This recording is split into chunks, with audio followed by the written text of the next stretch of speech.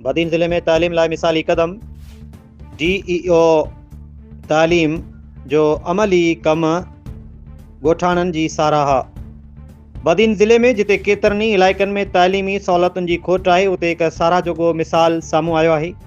District education officer Badin GPS नेक Mohammad लिकारी school लाइ 2 तंबू, 3 चटायूं, हिकु तरपाल मुहैया करे मासूम ॿारनि जी तालीम लाइ हिकु अमली ऐं इंसान दोस्त कदम खयो वियो आहे। हीउ क़दम उन वक़्तु खयो वियो जॾहिं कुझु ॾींहं अॻु समाजी वर्करनि ऐं इलाइक़ई माण्हुनि सोशल मीडिया ते इहा ख़बर शेयर कई हुई त नेक मोहम्मद लिगारी स्कूल में ॿार त रोज़ु पढ़ण लाइ ईंदा आहिनि, पर स्कूल जी न का इमारत आहे, न ई फर्नीचर मौजूदु आहे। ॿार खुलियल आसमान हेठि सख़्तु गर्मी ऐं मिटी में वेही पढ़ाई करण ते मजबूर आहिनि। इहा ख़बर असांजे channel social media centre Sindh ते बि वायरल थी हुई।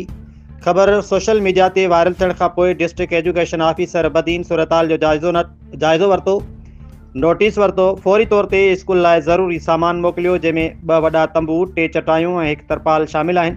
हीउ क़दम न रुॻो उन्हनि नंढनि ॿारनि लाइ सहूलियत फ़राहम करे थो, पर सॼे ज़िले जे तालीमी शोबे लाइ बि हिकु बहितरीनु मिसाल बणियो आहे। इलाइक़े जे समाजी वर्कर फैसल मुश्ताक लिगारी चयो आहे त असां कुझु ॾींहं अॻु सोशल मीडिया ते इहा मसइले वारी ख़बर रखी हुई। ख़ुशी जी ॻाल्हि इहा आहे त डिस्ट्रिक्ट एजुकेशन ऑफिसर साहब फौरी तौर ते अमली क़दम खयो। असां संदनि दिलि जी गहराइनि सां थोरा मञूं था। मक़ामी माण्हुनि जो चवणु आहे त सरकारी अमलदारनि जे अहिड़े मस्बत अमलनि जे करे न रुॻो अवाम जो एतमाद वधे थो, पर तालीम जी बहितरी लाइ नओं हौसलो पैदा थिए थो।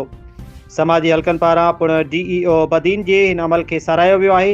उमेद ज़ाहिर कई वई आहे त ॿियनि स्कूलनि में बि अहिड़ी रीति फौरी ऐं अमली क़दम खया वेंदा जिते सहूलियतुनि जी खोट आहे। रिपोर्ट करे रहियो आहे फैसल मुश्ताक लिगारी, team human rights Pakistan, social media centre Sindh, Tando बागो।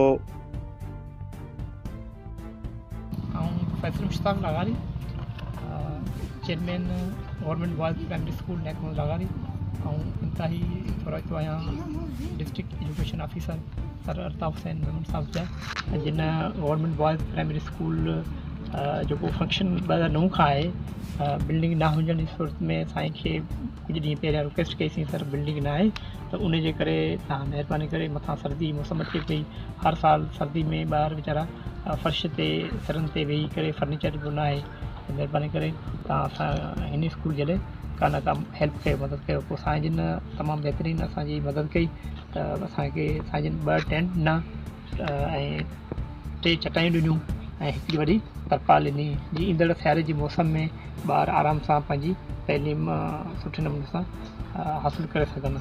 इहे चवंदा आहिनि त पढ़ंदी सिंध त वधंदी सिंध, ऐं साईं जिन जो इंतिहाई शुक्रगुज़ार आहियां। तव्हांजो नियाज़मंद सर सोशल वर्कर फैसल